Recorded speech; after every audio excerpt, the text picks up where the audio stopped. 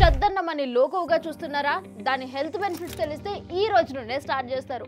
చద్దన్నం తినడం వల్ల ఫర్మెంటేషన్ ప్రాసెస్లో డెవలప్ అయ్యే లాక్టోబాసిల్లస్ బ్యాక్టీరియా డైజెషన్ను ఇంప్రూవ్ చేస్తుంది, ఎసిడిటీని తగ్గిస్తుంది, గట్ హెల్త్ను బ్యాలెన్స్ చేస్తుంది, హైడ్రేషన్ పర్ఫెక్ట్గా ఉంటుంది, ఇమ్యూనిటీ బూస్ట్ అవుతుంది అండ్ స్కిన్ గ్లో అవుతుంది.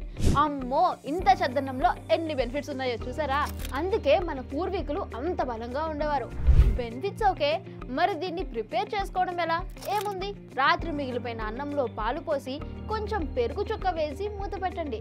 టైట్ మూత పెట్టకండి, చిన్నగా గాలి వెళ్ళాలి.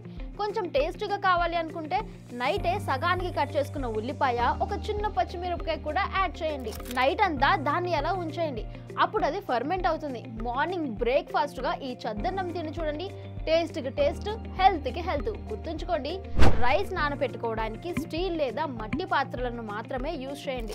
ప్లాస్టిక్లో అస్సలు నానబెట్టకూడదు అండ్ ఫ్రిడ్జ్లో కూడా వద్దే వద్దు. రూమ్ టెంపరేచర్లోనే ఉండాలి. ఈ చద్దన్నం కాన్సెప్ట్ను రెగ్యులర్గా బ్రేక్ఫాస్ట్ ఆప్షన్గా పెట్టుకోండి. ఒకవేళ కోల్డ్ బాడీ టైప్ ఉన్న వాళ్ళైతే చద్దన్నం తినే ఫ్రీక్వెన్సీని తగ్గించుకోండి. ఈ వీడియోను మీరు కేర్ చేసే అందరికీ షేర్ చేయడం మాత్రం మర్చిపోకండి.